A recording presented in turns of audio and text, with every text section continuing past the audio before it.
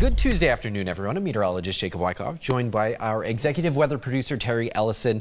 It's been a little while since you and I have been able to hop on the stream here and chat with everyone. Our friends on YouTube, make sure you like and subscribe if you enjoy this content.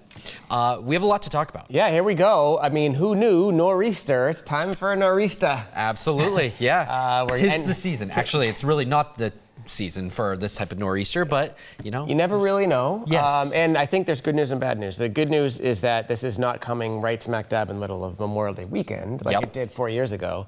But we are still dealing with another round of hefty rain, which we had plenty of this spring. So let's check it out. Yeah, so we have a next weather alert in effect. 1 to 3 inches of rain possible with this system, along with some gusty winds, especially at the coastline. And although it's not astronomical high tide, we could still see enough wind action and wave action that it causes some minor coastal flooding.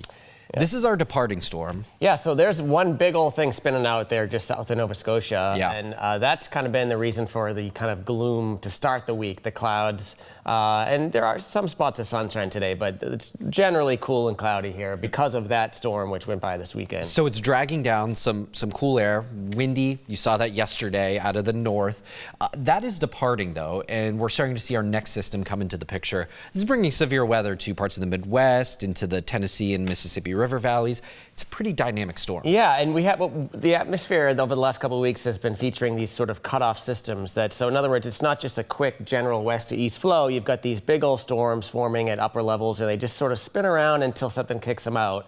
And so the only thing that's really kicking the current storm out is the next storm. And there it is spinning around in the Midwest. And again, it's not going to move through relatively, it's going to be slow. It's going to be a slow mover for sure. The rain may come through all in one sort of burst of several hours, but the remnants are going to stick with us for a little bit. Yeah, so here's what Futurecast looks like. So you have what we call a double barrel low, one that's kind of moving up the coastline, another low that is over the Great Lakes. The bulk of the rain looks to arrive really kind of Thursday afternoon, evening time frame, but some of this could linger right on into Friday. Still holding, to Terry's point, still holding on to some of the cloud cover. Friday, even into Saturday, perhaps a few showers too. The Futurecast, as we zoom in, shows the cloudy skies for the next 24 hours, perhaps a rain chance tomorrow evening and tomorrow night. But it's really Thursday. That's the main event. Yep, and there it comes. You can see Thursday morning, that first sort of burst of heavier rain through Hartford heading towards Providence. And by midday Thursday and Thursday afternoon, that's when the peak of the nor'easter comes in. There'll be waves of heavy rain. So if that Thursday evening commute will be the sort of the worst of the bunch, so to speak. Then that's when the majority of that 1 to 3 inches of rain will fall. Basically between like midday Thursday and midnight on Friday. Not to say that it'll be over then, but as you can see during the wee hours of the morning, it sort of starts to taper off and shift northward. And you can see even a little bit of white or blue there in like Monadnock region, maybe some of the upper reaches of the Vermont, New Hampshire mountains, but there's no snow down here. It's just all about the rain and eventually some wind. And heavy rain, to our later or earlier point. And this is what we're kind of thinking, anywhere from 1 to 3 inches. There will be sort of an axis of really heavy rainfall, but all of us get heavy rainfall. It's just who's going to get the heaviest of the heavy rainfall. Yeah, I wouldn't be shocked to see a 3-inch total somewhere. But as you can see, this particular model has it generally between 1.5 and 2.5 inches, which is probably not enough to like cause any major river flooding, but the river certainly, if you're driving around, I know in my neighborhood, like everything suddenly has come up, the lake levels, the river levels, so they're already sort of high for this time of year, and this will sort of kind of give them a little more boost. So there may be a few rivers that reach their crest, but nothing major. And especially given it's so widespread, 1 to 3 inches widespread, you know, all of those little tributary streams feeding into the bigger rivers. The Merrimack River, the Mystic River, even the Charles perhaps. But this is what we're looking at for our wind gusts. Really kind of pay attention to the coastline. That's where we're expecting some of the strongest winds, but even in the higher elevations out into Worcester County, we could see 30 to 50 mile an hour gusts, especially as this storm ramps up, approaches us. I think the worst of the wind is going to be Thursday evening into early Friday morning before we start to see it. It's still going to be breezy Friday, but it's not going to be to the same maybe damaging extent. And you can see, it's hard to see with those little wind barbs, but this particular model and some of the models today have the storm coming over southeastern Massachusetts, which it kind of matters whether it's over southeastern Mass or if it's completely like offshore, because that's a change in wind direction for like parts of the South Coast, Cape and the Islands. instead of being a nor'easter down there, they could end up getting like southeasterly, right, or southeasterly winds. Yeah. So I know we say it's a nor'easter, and for parts of the area it certainly will be, but depending on the exact track, the winds may actually shift southeast, southerly, southwest during part of the storm. Yep. Kind of a minor detail, but certainly gusts, like you said, to 50 over parts of southeastern Mass, maybe even a little higher. And that's typical nor'easter stuff. It's not anything crazy, but now that the leaves are come out on the trees, that may exacerbate some of the tree damage. It's the leaves kind of act like sails and catch the wind a little bit more, as opposed to like a wintertime storm when there's really nothing to catch the wind.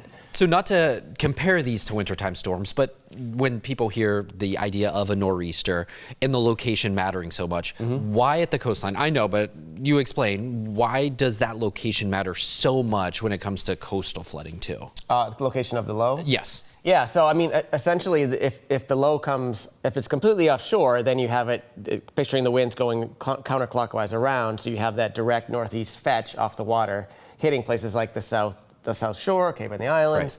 Right. Whereas if it's coming, over southeastern Massachusetts, the wind direction is completely different, and you're talking about different areas become vulnerable to the flooding. Yeah. And we'll get into the tides in a second here, but that's first of all, it's going to be miserable. Temperatures. Yeah, it's going to be These are high temperatures on Thursday. And actually tomorrow won't be much higher than this, a few degrees warmer tomorrow. But we're talking about 45 to 50 degrees in parts of the area for high temperatures. That's about as cool as it gets. In fact, it's probably not going to break the record for low maximum for the day, but we'll be within a few degrees. I think both Worcester and Boston could be the second coldest May 22nd on record.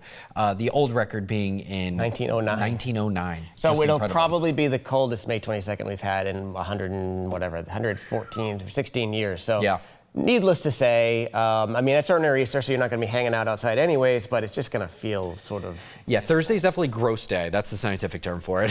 When we talk about our high tides, the one that we're watching for the storm is going to be Thursday evening. That's the peak of the worst of the storm, the rain, the wind. But look, the astronomical high tide really doesn't arrive until we get towards Memorial Day. Yeah, so we're actually, this is a little bit of good news. If this storm were coming later in the weekend, not only would it be ruining our Memorial Day weekend, but it would also be coming at a very high, so 12 feet, that's not like a forecast, that's the actual, just astronomically speaking, the high tide in Boston Monday night. So that's one of the highest of the entire year. So had this storm been hitting, say, Monday, we would have been talking about a significant coastal flood event. Thankfully, I guess you can say it's coming a few days earlier, and while the tides are on the rising, they're not that bad. So we think some minor coastal flooding. Absolutely, those places that are always vulnerable, Morrissey Boulevard, that sort of thing. Yeah. And when it comes to what our tides look like leading up to the storm, you see we're gradually kind of checking them off there. Yeah, I think Thursday morning, probably not much of a concern because the storm is literally just arriving. And then by Friday morning, the wind, it's probably the center of the storm is past us and the winds have shifted. That wind direction offshore. shift. So it's really that one time frame. When we look for big coastal flood events, you're talking about successive high tides where the storm is still battering the coastline with onshore winds. So like some of our big coastal flood events, the Blizzard 78 or some of those other ones. A couple years ago. Exactly. You need 2, 3, 4, 5 high tides in a row where you get persistent onshore flow. Yep. This one is just that one time frame, and again, it's not at its peak astronomically. So that's why we think some splashover, which we haven't seen in a while, but nothing major as far as coastal concerns go. So you brought it up earlier, 4 years ago. I remember vividly because unfortunately I had to work and I felt like I was ruining everyone's plans. In 2021, we had 3 straight days, Saturday, Sunday, Monday, that were just absolutely miserable. And if I can recall correctly, the Christmas before, so you're talking Christmas 2020, was actually warmer than Memorial Day 2021. That's right. And then compare that to 2023, where we had legit summer conditions. That Sunday hitting 86 degrees. I don't think you could ask for a better forecast for Memorial Day. Some might say that's too hot. Actually, perhaps, yeah. I remember folks at Boston, I think it was at Boston Calling that year, saying it was too hot. Yeah. And think back 2 years before that, and we were freezing under like a nor'easter type condition. So I was actually coaching a baseball game, that 2021 down in Plymouth, and it was a turf field, so they tried to play every day, and it was such a miserable time. So this is just basically goes to show a lot of different things can happen on Memorial Day weekend still here, even though it's approaching summer.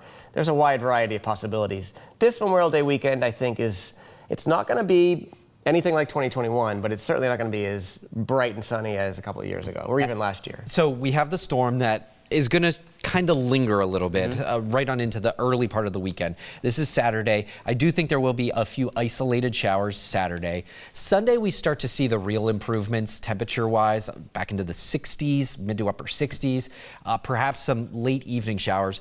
Monday, I think, is probably perhaps, I think it's the next graphic, the winner should be the pick of the weekend. Certainly, yes. And really, that's just because the storm is moving with each day. It's a little farther away. Yes.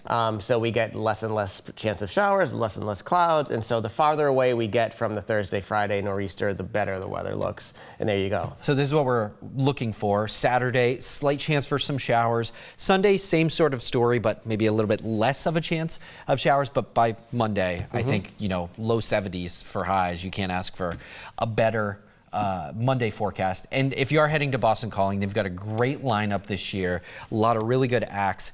Friday, some of those showers may linger into the evening hours. I believe most of Harvard's athletic complex is turf, which we don't want to see, like, what was it, Woodstock Mudfest? We don't want to see that. It's obviously rain or shine for Boston College. It's doable. I mean, if it were Thursday night, forget it, right? In fact, that Red Sox game, if you could take us to the Red Sox game Thursday night, I hate to do this 2 days in advance, but I can almost guarantee that I'm going to play that game. But Friday night at Boston Calling, it's, the storm will be gone. It'll be some, like you said, lingering showers, but I think if you're there, you'll be fine. Yeah. It'll be a little chilly. Yep. By Saturday afternoon, I think we're starting to look better. Your Memorial Day forecast, check this out. Mid-50s to start. Great start to the morning. And then drier air spills in. By 2 p.m., you're near 70 degrees. I think that's great. I think it has the potential to be, sometimes we pick winter days. I think it has the potential to be a true winter. The only thing is there could still be a little bit of a cyclonic flow from that distant storm. And if that cyclonic flow happens, a lot of times that can mean that there's some building clouds like midday or afternoon. So the only fly in the ointment for Memorial Day, so there's certainly not going to be any rain. It'll be comfortable, low humidity, light winds. Might there be just a period of sort of mostly cloudy skies at some point? This is almost what we kind of saw yesterday, where we started out sunny and then it started to cloud over a little bit. Same kind of playing out. That could be Sunday afternoon and Monday. Of course, Monday, less chance of it. But again, if you have the freedom to choose which day you're having the cookout outside or whatever, I would definitely pick Monday over Saturday and Sunday. Sunday would be choice number 2 for sure. Definitely. Cape and the Islands. We're starting to look towards the Cape and the Islands for the first time. That's always a sign of summer. Now, this time of year, obviously the water is so cold, between 55 and 60 degrees. It's not the best time to go to the Cape. If you had your choice, you'd want to go August, September when the water's warm. But I mean, if you're going down, it's not going to be terrible. Maybe a spritz on Saturday. Most of the showers will probably be north and west of it, though. I do think, just to caution people, that the Cape and Islands this time of year are heavily influenced by the water. Really, it's almost like an island. Certainly the islands are like islands, but very no matter what wind direction, it's an onshore wind for the Cape. So you're heavily influenced by that water temperature, and so that's why 50s and 60s are going to be on the board. Yeah, but at least it looks dry Sunday and Monday. A little bit on the cool side, but very manageable. So there's Jacob's 7 days from noon. You see that alert Thursday, and you see the improving trend really by the end of the holiday weekend. Yeah, that 53 on Thursday. Just keep in mind, most of us north and west of town will probably be in the 40s. Yeah, cooler than that. And just basically all day rain. The worst of it arriving in the afternoon and evening. So, yeah, if you enjoyed that forecast, make sure you like it. I don't know who would like that forecast, but please like and subscribe on YouTube. We appreciate that. Terry, it's been a pleasure getting back on this desk with you. We're back on the saddle again. Yeah. Unfortunately, it's for a nor'easter, a May nor'easter, but maybe we'll have an update tomorrow. We'll see. But we'll certainly be updating Eric Fisher tonight on at 5 and 6. Absolutely. And if we don't talk to you, we'll hope you enjoy your Memorial Day weekend. Absolutely. We'll see you all soon.